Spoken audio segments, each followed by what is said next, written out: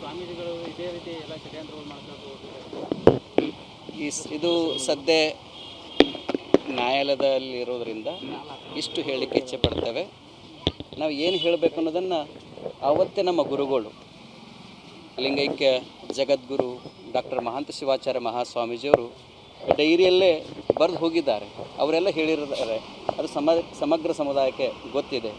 ಇಲ್ಲಿವರೆಗೆ ನಾವು ಪತ್ರಿಕೆಗಳಲ್ಲಿ ಅಥವಾ ಆಹ್ವಾನ ಪತ್ರಗಳಲ್ಲಿ ನಮ್ಮ ಹೆಸರನ್ನು ಬರೆದು ಕೊನೆಗೆ ಹರಿಹರ ಅಂತ ಬರಿತಾ ಇದ್ರು. ಆದರೆ ಕಳೆದ 8 ವರ್ಷದಲ್ಲಿ ನಮಗೆಲ್ಲೂ ಕೂಡ ನಾವು ಹರಿಹರ ಸ್ವಾಮಿಗಳು ಅಂತ ನಮಗೆ ಅನಿಸ್ತಾ ಇರಲಿಲ್ಲ. ಯಾಕಂದರೆ ಹರಿಹರ ಭಕ್ತರೇ ಬರ್ತಾ ಇರಲಿಲ್ಲ.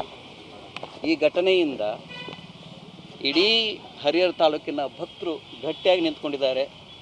ಯಾರೆಲ್ಲ ಈ ಒಂದು ಕೆಲಸವನ್ನು ಮಾಡಿದ್ದಾರೆ ಅವರಿಗೆ ನಾನು ಧನ್ಯವಾದ ಹೇಳೋಕ್ಕೆ ಇಷ್ಟಪಡ್ತೀನಿ. ಅವರ ಕಾರಣದಿಂದ ನನ್ನ ಭಕ್ತರು ಹರಿಹರ ಭಕ್ತರು ನಮ್ಮ ಮಠಕ್ಕೆ ಬರಂಗಾಯ್ತಲ್ಲ, ಅವರಿಗೆ ಅನಂತ ಧನ್ಯವಾದ ಹೇಳಕ್ಕೆ ಇಷ್ಟಪಡ್ತೀನಿ.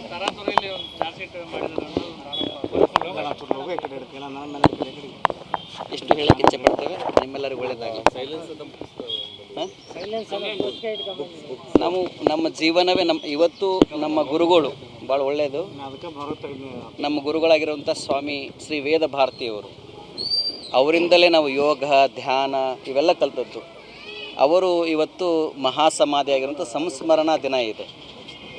ಹಾಗಾಗಿ ನಿನ್ನೆ ಅಮಾವಾಸ್ಯೆ, ಇವತ್ತು ಅಮಾವಾಸ್ಯೆ, ಮೊನ್ನೆತ್ತಿನ ಅಮಾವಾಸ್ಯೆ. ಅವರು ಬರೆದಂಥ ಪುಸ್ತಕ ಸೈಲೆನ್ಸ್ ಅಂತ, ಮೌನ.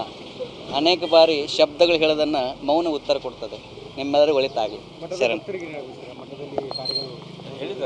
ಹೇಳಿದ್ದೀವಿ ಆಲ್ರೆಡಿ, ತಿಳಿಸ್ತೇವೆ ಮತ್ತೆ. Thank you.